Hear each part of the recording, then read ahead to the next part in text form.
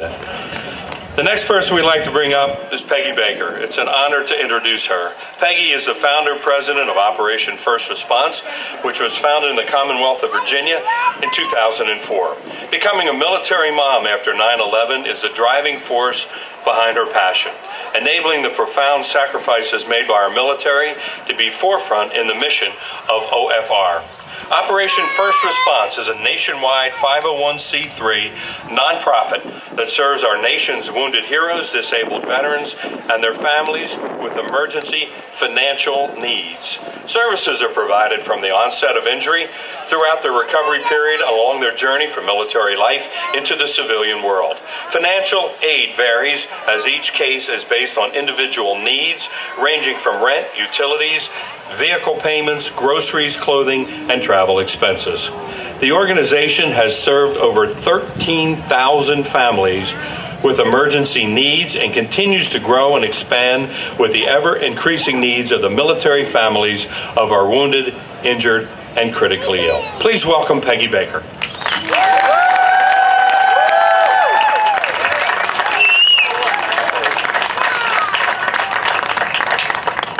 Thank you so much. It's really an honor to be here today, and the good Lord bless us with another beautiful day.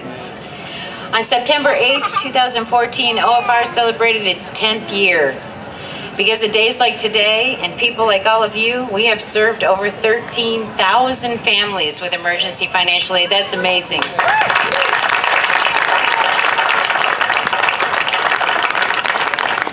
Together we have created a safety net for these most deserving families. We thank you from the bottom of our hearts for your unwavering support. We couldn't do it without all of you. Along this 10-year journey, there has been such a mixture of emotions. In the early years of OFR, our team sat with family members of our wounded in many hospital settings while awaiting the news of whether their loved one would conquer the severity of their injuries.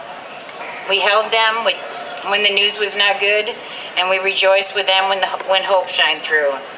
We watched as they grew stronger and moved forward and entered into what was now to become their new normal. We saw unwavering strength and courage shown by our heroes as they recovered, and amazingly by their family members as they stood strong by their sides. We traveled with them from the gates of Walter Reed Army Medical Center and many other major medical facilities across the nation into their communities, with the same commitment that we would continue to be a support as their journey unfolded. Unfortunately, for many of them, as they entered into the backlogged VA system, a whole new set of problems surfaced. Not only were they dealing with the complex feelings a combat veteran often struggles with, such as painful memories, survivor's guilt, reoccurring nightmares, depression, anger. These once proud warriors were now finding it difficult to provide for the basic needs of their families.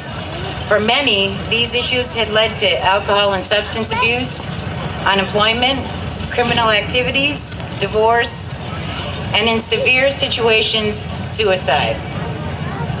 Thanks to the advances in medical technology and battlefield medicine, more of our men and women are surviving combat.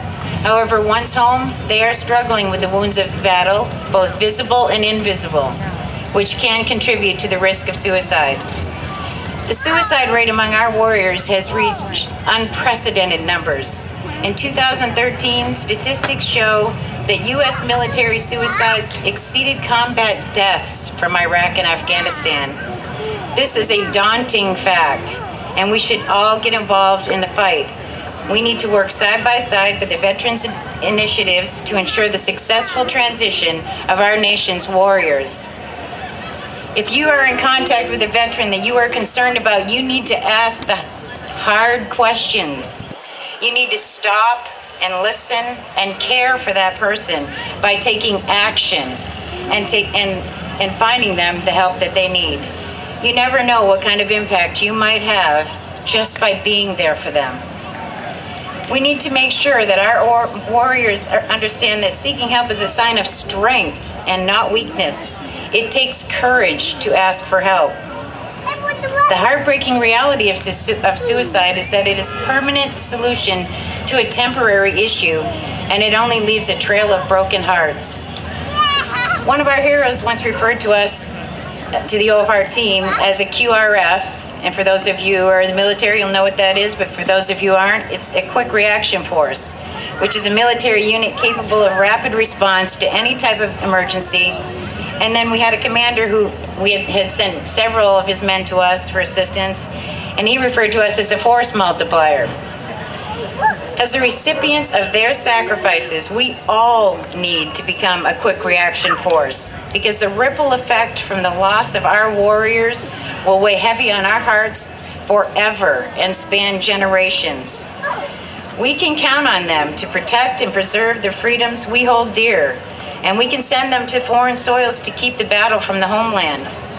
So, if they come home and they find themselves facing a battle within themselves or a broken system, shouldn't we become a united force multiplier and fight alongside them to make things right?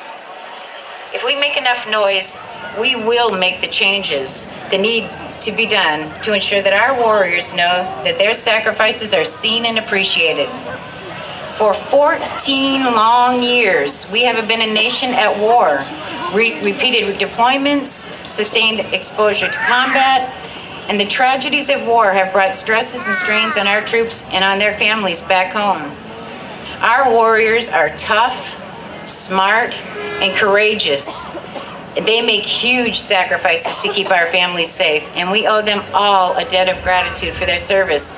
But gratitude isn't enough.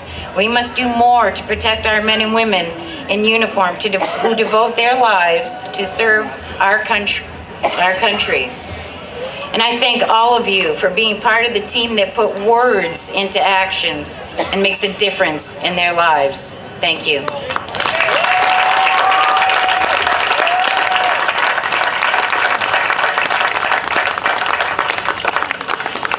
Well, I have the honor of introducing our next guest speaker. Over the years, we've had many heroes on this stage that have shared their stories with all of us. We have been honored by the attendance of many of the men from Charlie Company 126. During their 15-month tour to Iraq, they lost 31 soldiers, one of which was Pennsylvania fallen hero Specialist Ross McGinnis, who received the Medal of Honor after saving the lives of 4 of his brothers. These brave heroes were part of the hardest hit units in Iraq.